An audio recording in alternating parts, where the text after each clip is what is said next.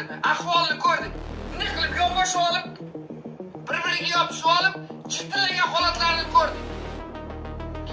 Ana endi Akmal Xo'jayev bilan Jasur Rasulov bitta gap gapirsa, shabatir, bizni sha'nimizga tegyapti, bizni anomizga tegyapti deb chitilayotganlarni ko'rdik. Qisib o'tirsin, hamma qisib o'tir. Gapirma, umuman gapirishga haddi hududing yo'q. Senlar, tushundingmi? Umuman haddi hududing yo'q. Mashina qilib o'tir. Sug'urib olaman kerakli joy. Kerakli joyga sug'urib olaman. Kundaning meqin sug'urib olmasam otdan boshib qo'yaman. Ana qanjiq-manjiq balabatalaring bilan qo'shib. Sen yo chap-chaping emasmi? Lyubopayda berib, lyubopayda olib yuradi. Tushundingmi? Qisib o'tirman. Ana qanjiq-manjiq balabatalaring bilan qo'shib. Sen yo chap-chaping emasmi? Lyubopayda berib, lyubopayda olib yuradi. Tushundingmi? Qisib o'tirman. O'ram. Bo'lasizlar. Marhamat,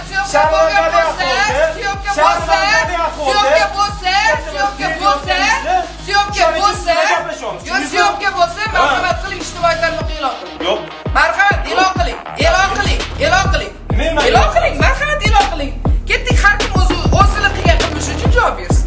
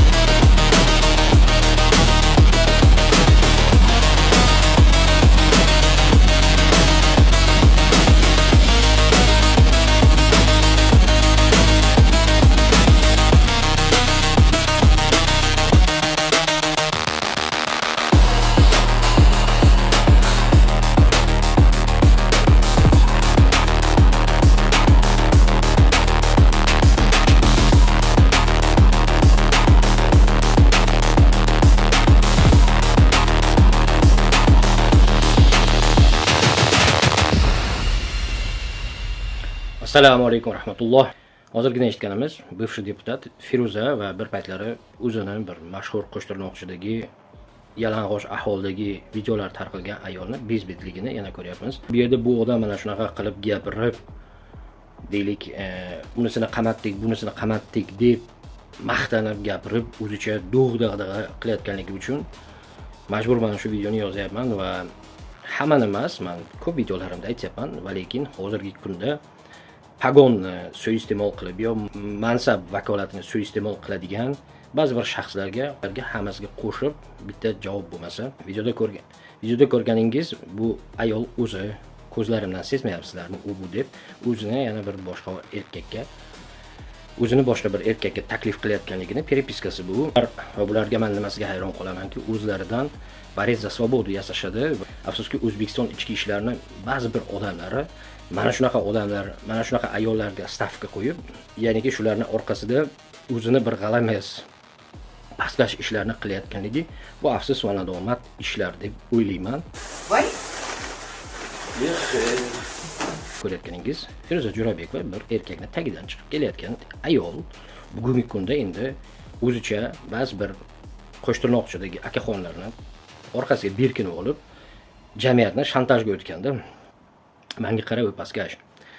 Senlar qachon bir to'xtaysanlar? Bas qilinglar bunaqa paskashliklarni. Koshki o'zing sayrayotganingdek kristalniy chisti bo'lsang-da, masalan. To'g'risi ham-da, koshkida shunaqa bo'lsa. Nima keragi bor bu darajada mana shunaqa paskashlik, xoinlik ishlarni qilish. To'g'risi ham shu-da. Ozgina bo'lsa ham farosatingni ishla. Ana gemeroyingu qolganlaring ham. Ana 132 yu 131 hammasini tiqib joy-joyiga qo'ydik. Agar navbat senlarga kelgan bo'lsa, ayt. Seni ham joyiga qo'yishga kuchim yetadi, aqlim yetadi. Eshitdingmi? Senlar emas meni urmaydi. Mashina qilib o'tir. Men chaynasang yana bir kere. Aytyapman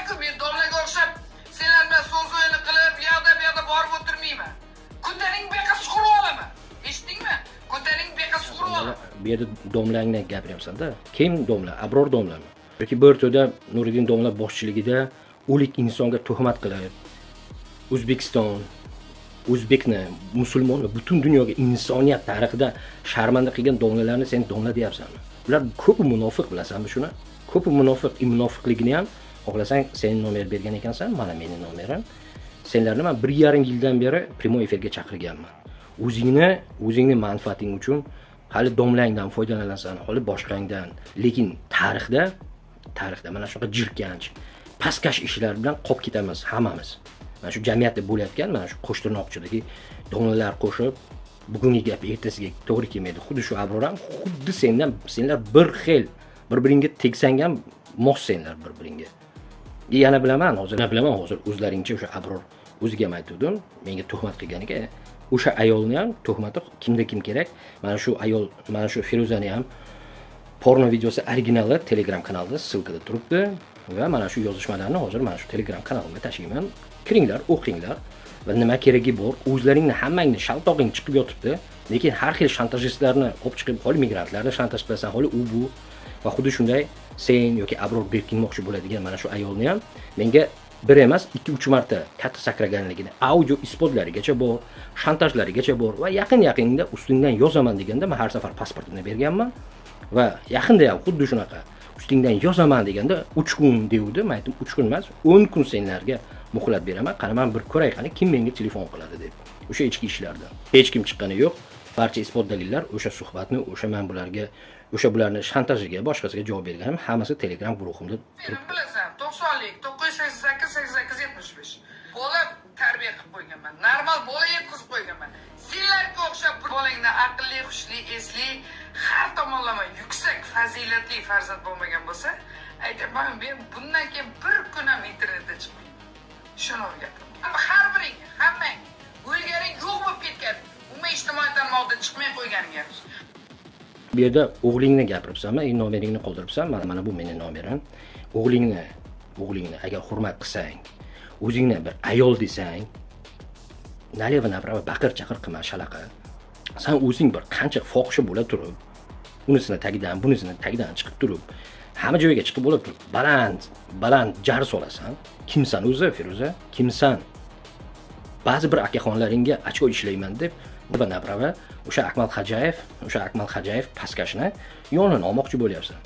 U pastkashni barcha pastkashligi bilan hammasini isbotlab berganman. Duxlaringga yetsa, shalaqlik yo'l bilan emas, adolat, amaldagi qonunchilik bilan o'sha to'g'ri ishlaganligini va 9 ta xodim aynan soliqchilarning pulidan o'sha yerga nimaga borganligini bitta isbotlab bersalaring, keyin aynan o'sha sudni